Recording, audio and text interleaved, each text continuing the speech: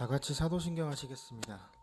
전능하사 천지를 만드신 하나님 아버지를 내가 믿사오며 그 외아들 우리 주 예수 그리스도를 내가 믿사오니 이는 성령으로 잉태하사 동정녀 마리아에게서 나시고 본디오 빌라도에게 고난을 받으사 십자가에 못 박혀 죽으시고 장사한 지 사흘 만에 죽은 자 가운데서 다시 살아나시며 하늘에 오르사 전능하신 하나님 우편에 앉아 계시다가 저리로서 산자와 죽은 자를 심판하러 오시리라.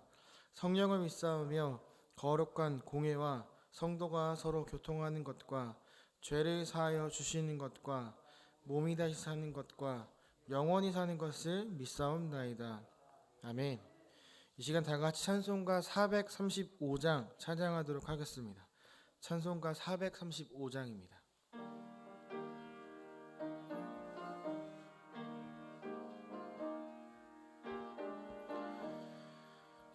나의 영원하신 기여 생명보다 귀하다.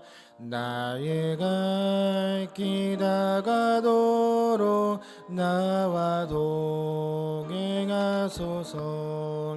주께로 가까이 주께로 가오니 나의 갈 길 다가도록 나와 동행하소서.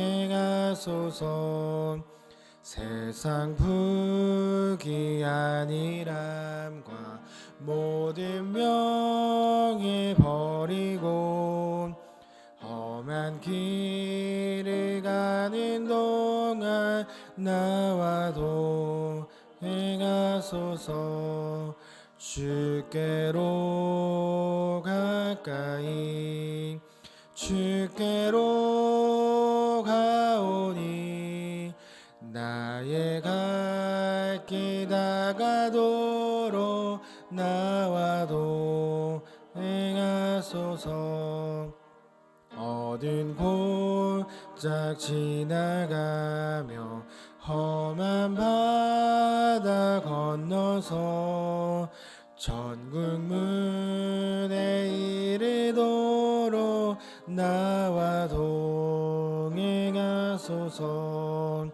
주께로 가까이 주께로 가오니 나의 갈 길 다가도록 나와 동행하소서.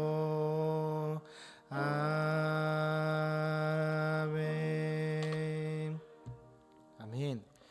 이 시간 오늘 우리가 함께 나눌 말씀은 사무엘하 15장 24절부터 37절까지의 말씀입니다.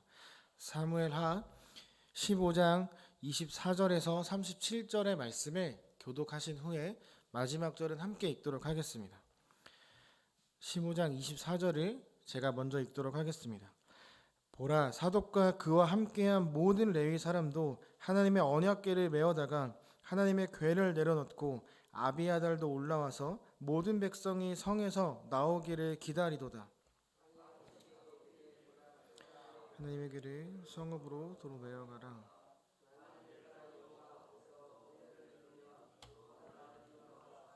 내가 그 궤와 그 계신들을 보이시리라.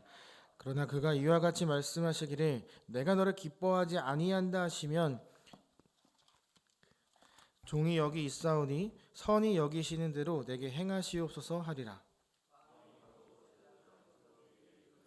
내가 선견자가 아니냐. 너는 너희의 두 아들 곧 내 아들 야이마스와 아비아달의 아들 요나단을 데리고 평안히 성읍으로 돌아가라. 너희에게서 내게 알리는 소식이 올 때까지 내가 광야 나루터에서 기다리라 하니라. 예루살렘이 도로 메어다 놓고 거기 머물러 있으리라. 다윗이 감란 산길로 올라갈 때 그의 머리를 그가 가리고 맨발로 울며 가고 그와 함께 가는 모든 백성들도 각각 자기의 머리를 가리고 울며 올라가니라.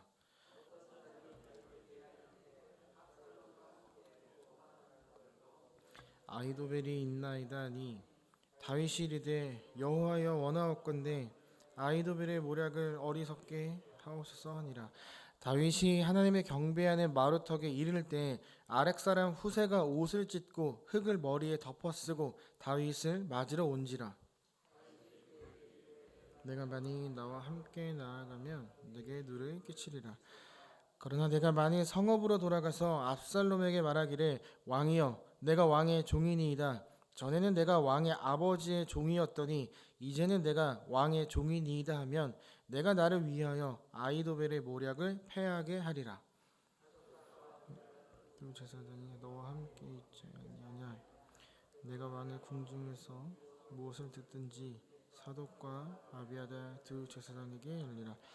그들의 두 아들 곧 사독의 아히마아스와 아비아달의 요나단이 그들과 함께 거기 있나니 너희가 듣는 모든 것을 그들 편에 내게 소식을 알릴지니라 하는지라. 다윗의 친구 후세가 곧 성읍으로 들어가고 압살롬도 예루살렘으로 들어갔더라. 아멘. 이 시간 새벽 예배에 나오시면서 11분의 성도님께서 1천 먼저 예물과 한 분의 성도님께서 감사헌금을 드리셨습니다. 감사의 제목을 나누겠습니다. 주님의 은혜로 자부 건강 치료와 신앙 회복 허락하소서 믿고 감사합니다. 아멘. 오늘 우리가 나눌 이 말씀을 보면 크게 세 가지로 나누어 볼 수 있습니다. 첫 번째는 변함없는 다윗의 지지자들에 대한 이야기, 두 번째는 다윗을 당황스럽게 만드는 사건, 그리고 마지막 세 번째는 그 기도에 대한 응답입니다. 첫 번째, 변함없는 다윗의 지지자들 24절에서 29절의 말씀입니다. 우리가 계속 살펴보고 있는 것처럼 다윗은 지금 쫓겨 도망을 가고 있습니다. 지금 이제 기드론 시내를 건너 광야에 도착을 합니다. 그렇게 도착을 했는데 그 앞에 사독과 아비아달 그리고 법궤를 맨 레위인들이 기다리고 있습니다. 법궤를 메고 온 레위인과 사독, 아비아달이 그 앞에 있었다라는 이것은 굉장히 중요합니다. 이들이 다윗을 변함없이 왕으로 생각하고 그를 지지하고 있다는 의미이기 때문입니다. 우리가 잘 아는 것처럼 이스라엘은 하나님의 통치를 받는 신정 통치 국가입니다. 비록 왕은 있으나 진정한 왕은 하나님이고 또 하나님께서 주시는 말씀에 따라 살아가고 가르치고 하는 나라가 이스라엘이었습니다. 사독, 아비아달, 레위인과 같은 이 사람들은 종교 지도자들이었습니다. 그 사람들이 엇나가지 않도록 하나님의 말씀을 잘 이해할 수 있도록 또 그들이 하나님 앞에 백성답게 살아갈 수 있도록 돕는 종교인들이었습니다. 이 신정 통치 국가에서 정말 중요한 역할을 하는 사람들이 바로 왕 외에 이런 종교인들이었습니다. 만약에 사람들이 신을 따르지 않거나 그 신에 대해 반기를 들기 시작한다면 더 이상 신정 통치 국가가 아니게 됩니다. 그렇기 때문에 이 종교인들의 역할이 굉장히 중요했습니다.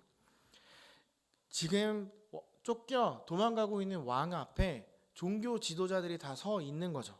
그들은 정말 다윗에게 큰 위로가 되었을 것입니다. 아무것도 없고 아무도 나를 지지하지 않는다 라고 생각하고 낙심하던 그 앞에 종교인들과 또 법궤가 앞에 있기 때문입니다.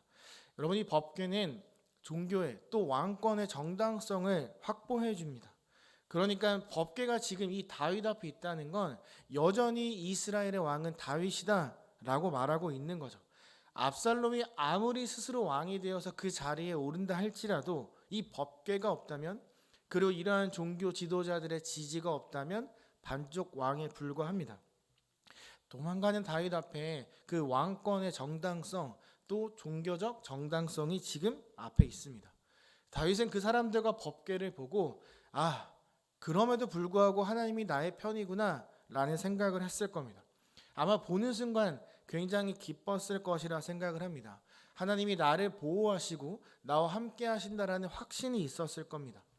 여러분, 지금 다윗은 과거의 그 총명함과 하나님을 사랑했던 그 믿음을 잃어버린 상태입니다. 압살롬에게 쫓기기 전에 이미 다윗은 하나님을 떠난 사람처럼 하나님 믿고는 있으나 그전처럼 하나님을 전적으로 신뢰하지 못하던 사람이었습니다. 그랬던 그가 지금 이 광야길에 서서 도망치는 이 길 앞에서 예전에 하나님을 향했던 사랑과 믿음 그리고 총명함을 조금씩 회복하고 있습니다. 만약에 다윗이 그전처럼 흐려진 판단력을 갖고 있었다면 이 법궤를 사용했을 겁니다. 높은 곳에 올라가서 법궤와 종교인들의 지지 그리고 하나님은 여전히 나와 함께하고 있으니 그 압살롬은 가짜 왕이다 라고 외쳤어야만 합니다. 그런데 오늘 우리가 읽은 것처럼 그렇게 하지 않습니다. 그 광야에서 그 힘듦 속에서 하나님을 찾고 예전의 그 마음을 회복해 나가기 시작을 합니다. 그래서 자신에게 기쁨이 되고 힘이 되고 위로가 되는 이 사독과 아비아달 그리고 법궤에게 이렇게 말을 합니다. 하나님께서 자비를 베푸시면 내가 다시 이 법궤를 예루살렘에서 볼 날이 있을 것이다. 그러니까 법궤를 가지고 와서 나에게 어떠한 정당성을 주는 것이 중요한 게 아니라 내가 그 앞에 나아가는 것이 더 중요하다는 걸 다시 깨닫고 있는 거죠. 그래서 다시 갖고 돌아가라 말합니다. 이제 비록 자신은 도망을 치고 있고 광야 길에 서 있지만 하나님의 주권, 하나님이 나와 함께 하신다면 내가 다시 그곳으로 돌아갈 것이다 라는 그 믿음의 확신을 갖고 고백하고 있는 거죠. 이 당시 사람들은 이 법궤를 승리 부적처럼 여겼습니다.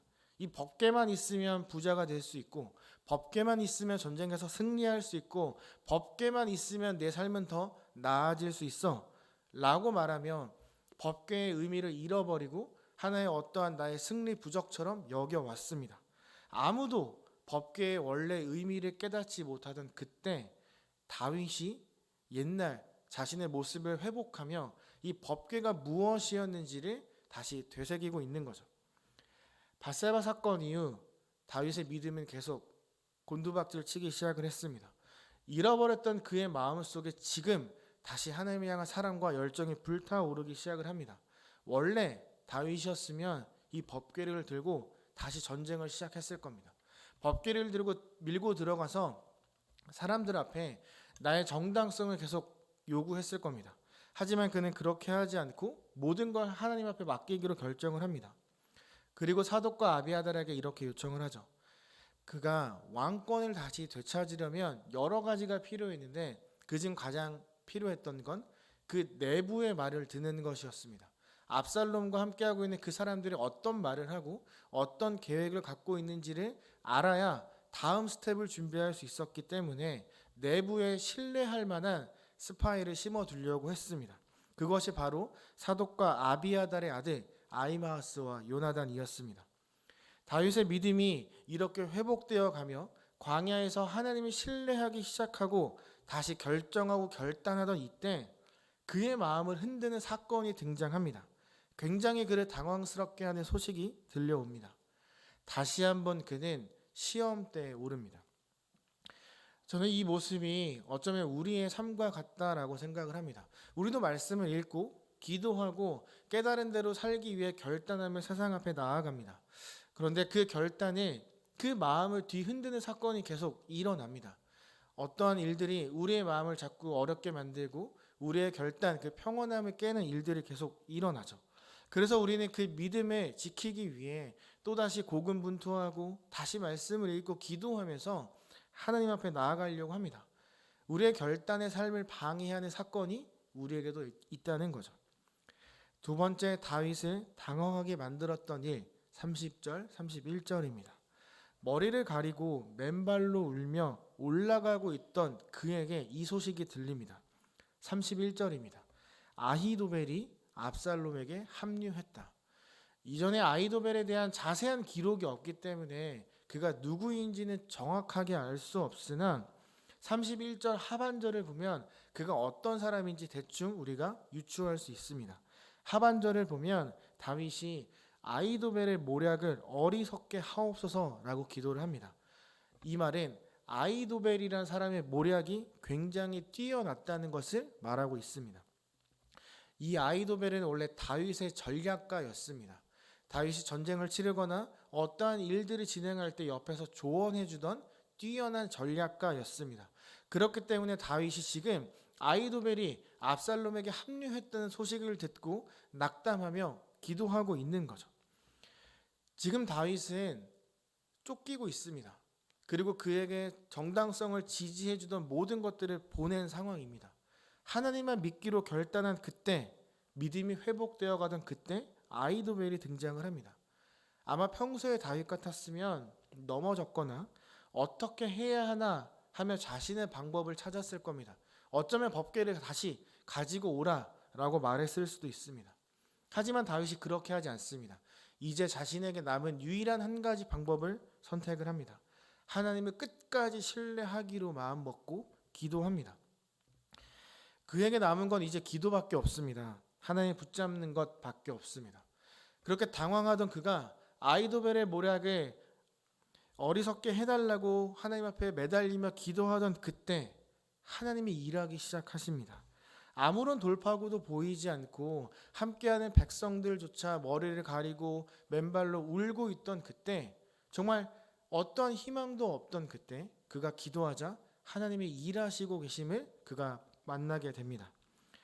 마지막 기도에 대한 응답 32절에서 37절입니다.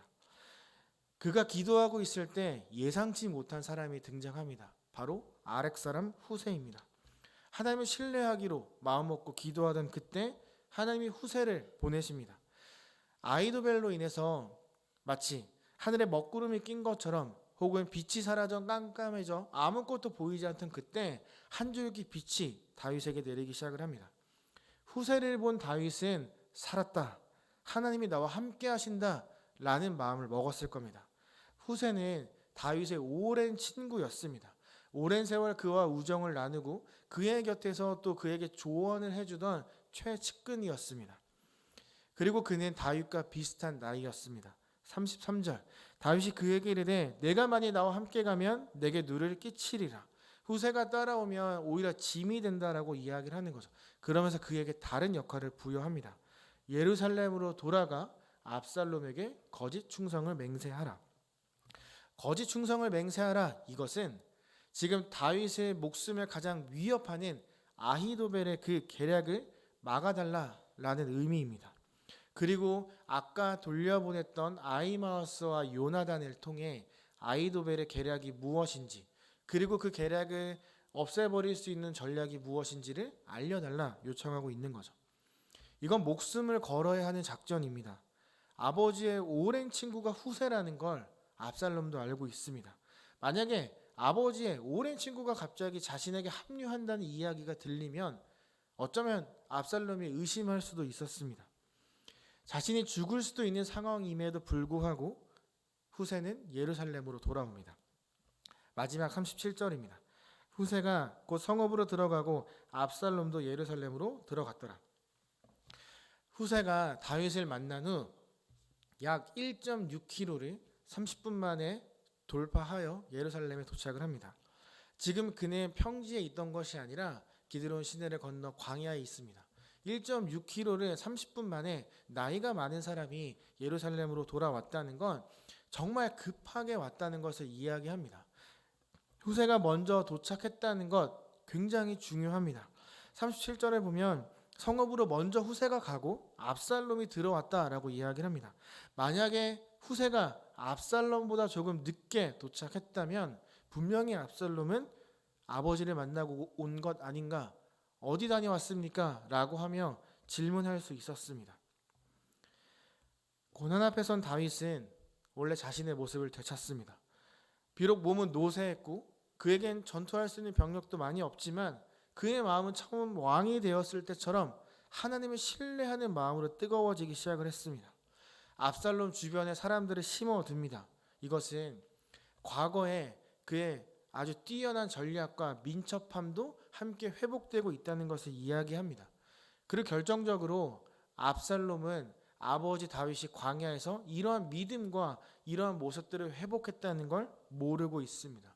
여전히 깔보고 있고 압살롬은 아버지가 약하다라고 인식하고 있기 때문에 아버지의 사람들이 자기에게 오는 것을 막지 않았던 거죠.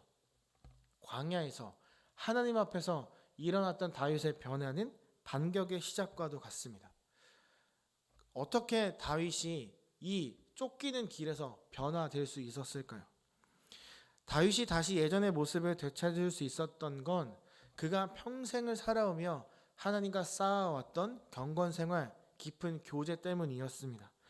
비록 그의 삶은, 지난 몇 년의 그의 삶은 하나님을 신뢰하지 않는 것처럼 보였고 자신의 마음대로 살아가는 것처럼 보였으나 결정적인 그 순간 그가 하나님 앞에 해왔던 그 모든 경건 생활이 다시 일어설 수 있는, 다시 회복할 수 있는 힘이 되었던 것입니다. 사랑하는 제일가족 여러분, 우리도 다윗처럼 끊임없이 예배를 드리고 기도하는 자리에 있습니다. 또 하나님을 신뢰하려고 노력합니다.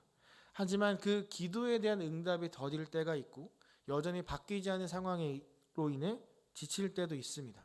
물론 그만 기도하고 싶을 때도 있습니다. 정말 응답해 주실까 하는 마음도 있고 과연 언제 들어주실까 하는 그러한 마음의 어려움도 우리에게 있습니다. 저도 중학교 3학년 때 하나님이 약속하셨던 것이 있는데 아직도 이루어지지 않았습니다. 21년이 되었습니다. 하지만 그 기도에 대한 응답이 조금씩 보이는 것 같습니다. 그 시간이 얼마나 걸리게 될지 몰라 우리 힘들고 또한 고민하고 포기하고 싶을 때도 찾아옵니다. 하지만 그럼에도 우리는 계속 기도하고 붙들어야만 합니다. 왜냐하면 기도하며 하나님과 교제하며 기다리는 그 시간이 하나님과 나의 사이를 더 깊게 만들어주고 하나님을 향한 나의 신뢰를 만들어주기 때문이죠. 응답해주지 않으시는데 기도하면 기도할수록 나에겐 하나님을 향한 신뢰가 더 깊어집니다. 우리가 넘어지고 포기하고 싶고 좌절하고 싶은 그 순간에도 하나님을 기억하게 해주는 것이 바로 일상의 우리의 경건 생활입니다. 우리가 드리고 있던 예배와 기도, 그 아무것도 아닌 것처럼 보이는 그것들이 쌓이면서 우리가 다시 살아갈 수 있는 힘이 되는 거죠. 모든 것을 잃어버리고 수치를 당하던 이 다윗이 그 광야에서 예전과 같은 모습을 되찾을 수 있었던 것, 지금 다윗의 모습은 머리를 풀고 맨발로 걷고 있는 누가 봐도 왕이 아닌 모습입니다. 그런데 그가 다시 눈이 빛나며 왕의 모습을 회복할 수 있었던 건 평소에 그의 경건 생활 때문이었습니다. 그 경건 생활이 그를 세웠고 믿음을 다시 세워 주었고 어려운 순간 하나님을 붙잡도록 해 준 것이죠. 저와 여러분이 하고 있는 이 매일의 경건 생활은 우리에게 하루를 살아낼 수 있는 힘과 또 불확실한 미래를 향해 당당하게 걸어가도록 해주는 원동력이 될 것입니다. 예배와 기도 그리고 말씀 묵상하는 이 경건 생활을 지금처럼 매일 포기하지 않고 해주시기를 부탁드립니다. 그러면 기다린다 할지라도 그 가운데 하나님을 만나고 또 하나님이 주시는 그러한 위로가 우리에게 분명히 있을 겁니다. 그리고 하나님을 더 신뢰하는 마음이 우리에게 생겨서 여전히 바뀌지 않겠지만 그래도 그것을 다른 관점으로 바라보고 또 기쁘게 돌파해낼 수 있는 그 은혜가 또 뜨겁게 타오르는 그 믿음이 저와 여러분에게 분명히 있을 것이라 생각합니다. 오늘 이 시간 우리가 매일 이렇게 기도하고 예배 드릴 수 있도록 해주시는 하나님께 감사하는 기도를 드리기를 소망하고 또한 이 모든 평범한 하루가 쌓여서 하나님 앞에 정말 기도의 사람 또 하나님을 찾으시는 그 사람이 되는 내가 되게 달라고 함께 기도하는 이 시간 되기를 소망합니다. 제가 기도하고 주기도문으로 마치도록 하겠습니다. 하나님, 이 시간 우리가 이 자리에 모였습니다. 정말 깜깜하고 아무것도 보이지 않고 끝없이 도망가던 다윗의 앞에 한 줄기 빛이 비치고 그가 다시 일어설 수 있었던 건 그가 매일매일 쌓아왔던 하나님과의 교제 시간 때문이라 생각합니다. 하나님이 살아가는 우리 모든 제일가족들도 각자 개인의 시간을 들여 매일 하나님 앞에 나아오기에 노력하고 있습니다. 이 모든 시간들이 쌓여 하나님을 더 신뢰할 수 있는 믿음을 갖게 하시고 이 모든 시간들이 쌓여 더디게 응답되어지는 것 같아 보이는 그 기도 앞에서도 버티고 견뎌낼 수 있는 그 힘이 그 은혜가 가득할 수 있도록 함께하여 주시옵소서. 또한 이 자리에 나오면서 귀한 예물들을 가지고 나와왔습니다. 하나님, 그 기도의 소원들을 하나씩 다 들어 응답하여 주시고 또한 주님 앞에 감사하는 마음으로 드린 이 예물의 그 마음 또한 하나님 기쁘게 받아 주시옵소서. 이 시간 우리가 기도할 때 하나님 앞에 감사하며 주시는 그 은혜를 온전히 받아 누릴 수 있기를 소망하며 사랑이 많으신 예수 그리스도의 이름으로 기도합니다. 아멘. 하늘에 계신 우리 아버지여, 이름이 거룩히 여김을 받으시오며 나라에 임하옵시며 뜻이 하늘에서 이루어진 것 같이 땅에서도 이루어지니이다.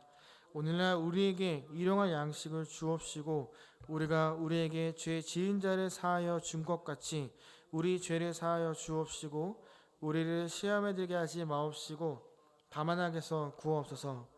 대개 나라와 권세와 영광이 아버지께 영원히 있사옵나이다. 아멘. 이 시간 세 가지 공동의 기도 제목과 개인의 기도를 하나님 앞에 올려드리도록 하겠습니다. 첫 번째 기도 제목은 3년 만에 진행되는 늘푸른 실버대학의 진행과 또 참여하는 어르신들, 또 섬기고 돕는 목사님과 선생님들에게 풍성함이 넘치게 해달라고. 또한 두 번째는 얼마 남지 않은 수능과 또 취업 준비생들의 준비 가운데 하나님을 의지하는 믿음과 은혜가 있게 해달라고. 또 매주 우리에게 주어지는 가정 예배를 통해 믿음의 뿌리가 더 깊어지고 더 하나님의 사랑을 나누는 성도들의 가정이 되게 해달라고 기도하시고, 말씀을 통해 깨달은 것들이 있거나 또한 개인의 기도 제목들이 있다면 이 시간 함께 기도하도록 하겠습니다. 다 함께 기도드리겠습니다.